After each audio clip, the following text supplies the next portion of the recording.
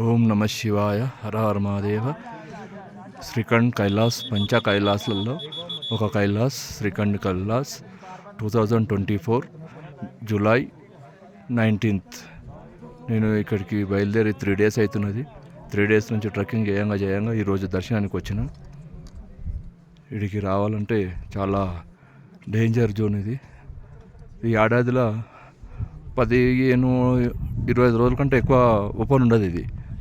ఈ సంవత్సరం అయితే జూలై 14th నుంచి జూలై 27th దాకానే ఉన్నది. ఓం నమ శివాయ. దర్శించుకోండి. ఇక్కడ రావాలంటే అంత ఆషామాషి కాదు. అన్ని కైలాస్ పర్వతాలు పోవచ్చు, కానీ శ్రీఖండ్ కైలాస్ రావడం అంటే అంత ఈజీ కాదు. 3 days భయంకరమైన ట్రెక్కింగ్. రాత్రి 12:30కు లేస్తే మధ్యాహ్నం 12-1 గంటకు వచ్చినడికి 3 రోజుల తర్వాత అది. ఓం నమ శివాయ. మళ్ళీ ఇప్పుడు తొందరగా వెళ్ళిపోవాలి. ఓం నమ శివాయ.